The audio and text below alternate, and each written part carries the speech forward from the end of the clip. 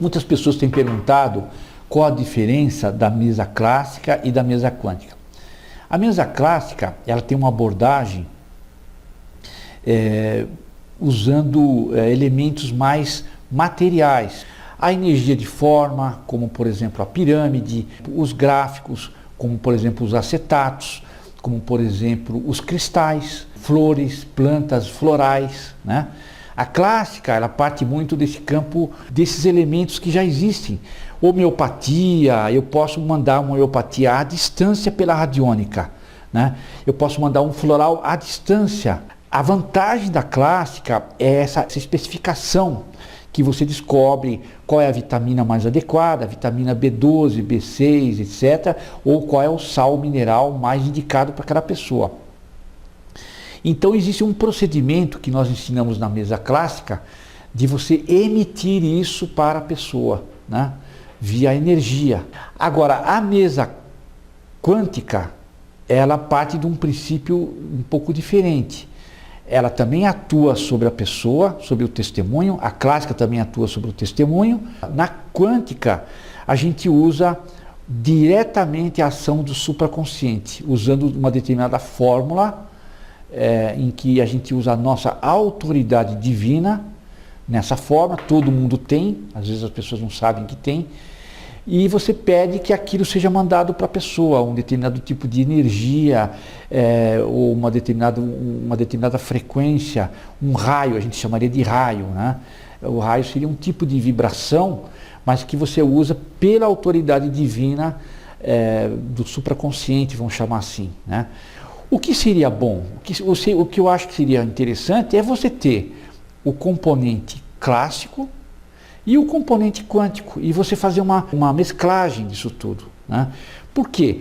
Porque às vezes a pessoa fala, mas o que está acontecendo comigo? Olha, é a energia tal.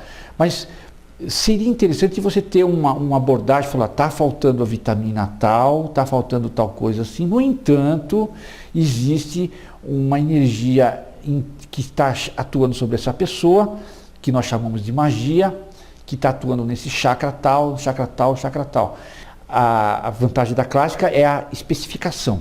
Vitaminas, sais minerais, qual é o chakra, qual é o floral, tudo tem especificação. Isso é muito importante para você poder dizer para a pessoa.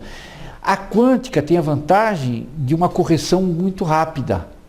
Você pode usar essa autoridade divina, se não houver resistência, se a pessoa não estiver extrapolando com um nível de apego muito grande, a gente consegue muito mais um resultado pela quântica do que pela clássica. Mas a clássica, ela dá especificação e tem pessoas que são um pouco assim, vamos chamar assim, elas gostam das coisas mais técnicas. Então você tem que mostrar toda a lógica que existe, por que aquele chakra não está funcionando bem, por que pediu a vitamina tal, porque aquela vitamina vai atuar naquela região que o chakra está mexendo, porque aquele sal mineral. Então você aprende muito com relação à clássica, vamos chamar assim, a funcionalidade dos chakras com relação aos sais minerais, aos florais de Bach e assim por diante.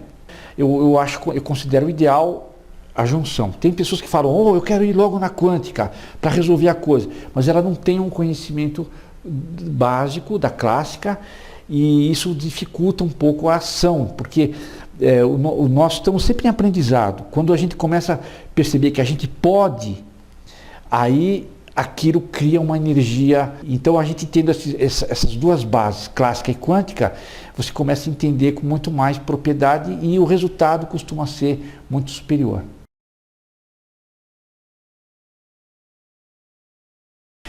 Antes de mais nada, nós devemos descobrir o ponto zero do pêndulo. O que é o ponto zero? O ponto zero é um ponto segundo a qual você segurando nessa parte, o pêndulo tem uma resposta muito mais ampla do que o normal.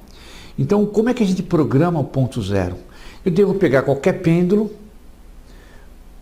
pego o fio dele ou a corrente dele, coloco debaixo da minha palma da mão, seguro assim, e agora eu pego um gráfico de um grande pesquisador chamado Positivador 6. E esse gráfico que vai ser a base para a gente começar descobrir o nosso ponto zero. Ele tem outras finalidades também, mas ele serve muito para isso. Então o que eu faço? Eu pego o pêndulo e vou soltando, sem apertar demais o meu dedo no fio ou na corrente, eu vou soltando sem muita pressão o fio do pêndulo sobre o símbolo do Luxor, desse gráfico que foi descoberto por um grande pesquisador. Então eu vou soltando o fio vagarosamente, esperando que ele mostre onde está o ponto zero. Ele já está começando a responder. Eu vou soltando mais. O movimento aumenta um pouco mais ainda. Então ele está mais, como se fosse mais sensível do que o normal. Eu estico mais ele, o movimento começa a cair um pouco. Então eu ultrapassei o meu ponto zero. Então eu sei que o meu ponto zero é um pouquinho aqui antes desse ponto. Então ele deu que aqui é o ponto zero. O que eu faço? Eu dou um nó. Vocês vejam aqui que tem um nozinho, não sei se vocês conseguem ver, que é para eu saber que é esse ponto que eu devo segurar, onde o pêndulo vai dar uma manifestação de movimentação mais intensa, e com essa movimentação vai ficar mais claro eu saber os resultados que estão indo, né?